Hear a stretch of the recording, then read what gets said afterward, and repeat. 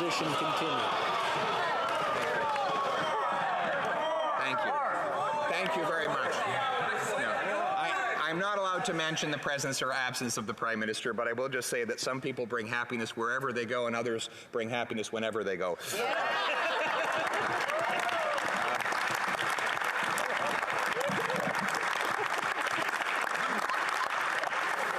So we're going to cap government spending. We're going to get the Bank of Canada back to its core mandate. You know, for 25 years, the Bank of Canada had a very simple mandate: 2% inflation.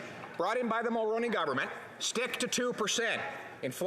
Interest rates, money supply were all governed to that purpose, and it worked. It worked until this Prime Minister came along and pushed the bank to print cash to pay for his spending. We're going to have no more of that. We will fund our programs with real money rather than printed cash, because we know that there are no freebies in this world, and we know that ultimately the taxpayer and the consumer pay for everything. We will reinstate that mandate, and we will audit the central bank through the Auditor General to make sure that never again is there such a horrendous abuse of our money as we have seen over the last couple of years. Instead of creating more cash, we're going to create more of what cash buys. We're going to grow more food, build more houses, and produce more resources right here in Canada.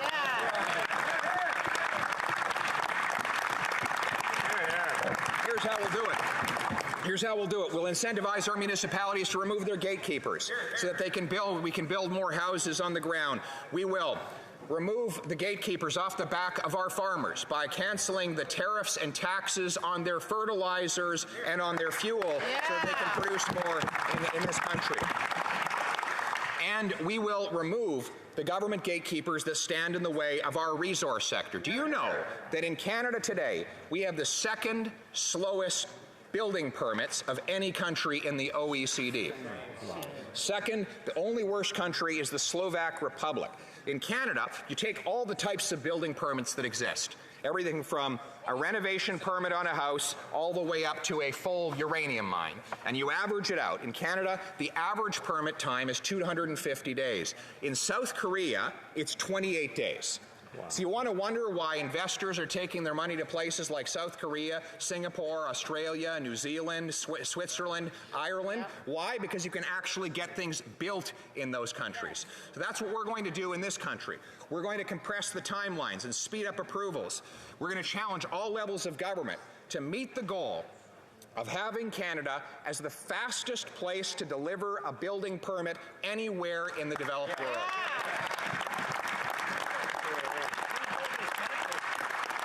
The minister said today she's going to go and pitch the world on our critical minerals. Problem is she can't get them out of the ground, right? She's going to tell everyone that they exist. Oh, you're out there in that field.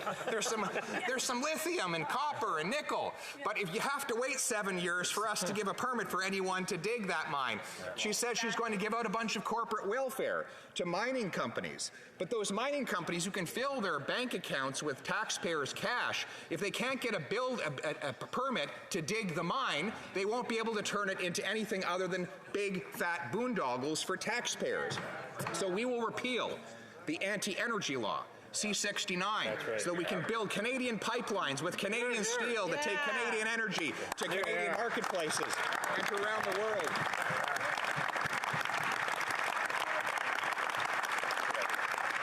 We're going to eliminate the anti-investment taxes that pile on the back of our entrepreneurs so that it is actually rewarding to build things in this country. We are going to axe the carbon tax so that it's actually possible for our industries to compete and for our people to afford energy in this country. And as for energy, there are two very different approaches.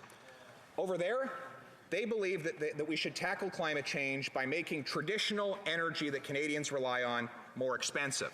We believe in tackling climate change by making new alternatives more affordable. We'll do that, yes. We will do that by incentivizing and speeding up permits to mine lithium, copper, cobalt, graphite, and other necessary minerals that will eventually go into Canadian-made electric cars and to other forms of renewable energy. We will incentivize the production of these energies here in Canada. We will incentivize nuclear energy here on Canadian soil so that we can power our economy emissions-free. And yet we aussi, on va enlever. We will also cut down on red tape for dams in Quebec. We know that in Quebec, they don't sell enough electricity for the future of electric cars and for the other needs of a green future. Their solution is to build dams. The Premier or the Prime Minister wants to delay the construction of these dams by duplicating procurement processes. We agree with the government of Quebec. We don't need to add another 3-4 years of delays for these projects because the government of Quebec already has processes in place to protect the environment. Quebecers are able to protect the environment, and we will help them by allowing the construction of hydroelectric dams.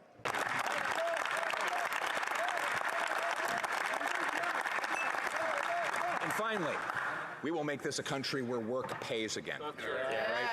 It doesn't pay to work for a lot of people, whether you're on disability and you've recovered to a point, or you've arrived at a point in your life where you realize you could work 10 or 15 hours and you want to get out into the world and contribute. The clawbacks right now mean that many people on disabilities lose more than $1 for every extra dollar they earn.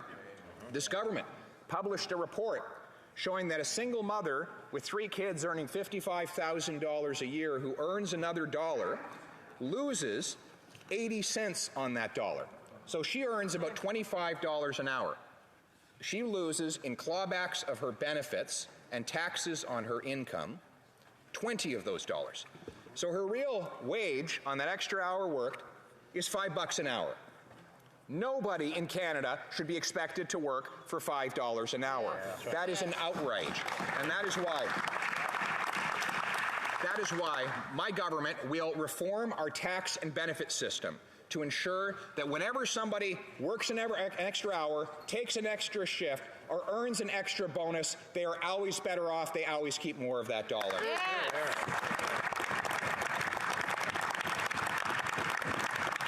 We will do this to restore the Canadian promise.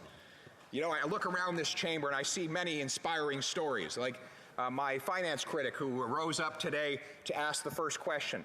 The son of immigrants who grew up in a tough neighborhood with a difficult childhood, but was able to get a diploma in accounting, which he's putting to very good use in this house. He started a business, built homes, got elected to serve in a G7 parliament. I myself am the son of a 16-year-old unwed mother who had to put me up for adoption to 2 school teachers. But they always taught me that it didn't matter where I came from. It mattered where I was going. It didn't matter who I knew. Right. It mattered what I could do. That is the country I want my children to inherit, and that is the country we will fight for every single day in this house.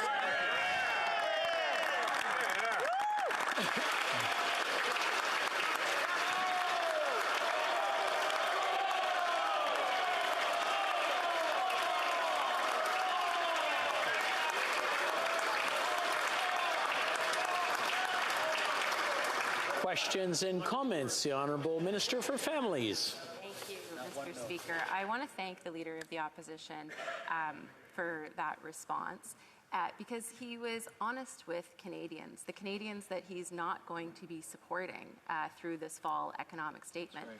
He told them right away, students, for example, that he's not going to support the permanent elimination of interest on student loans.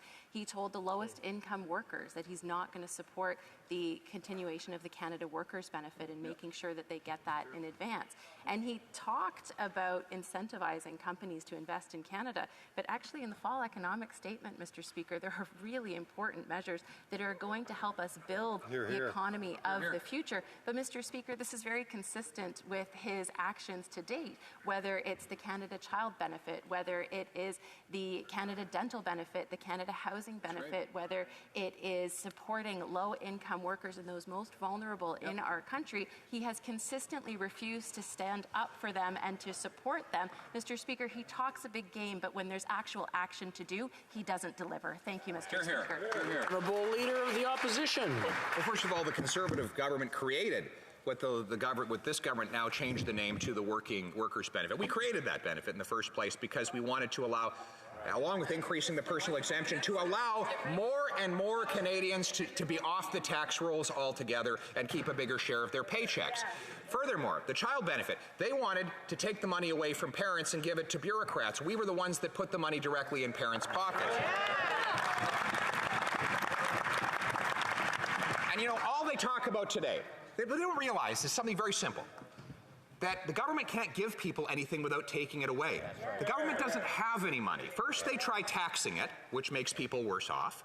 Then they try borrowing it, which means that future generations are worse off. And then when they ran out of those two options, because they'd run out of other people's money, they tried printing the money, and now we have 40-year highs in inflation. You know, doing the same thing over and over again and expecting a different result is the definition of insanity. Stop the insanity. Stop the inflation.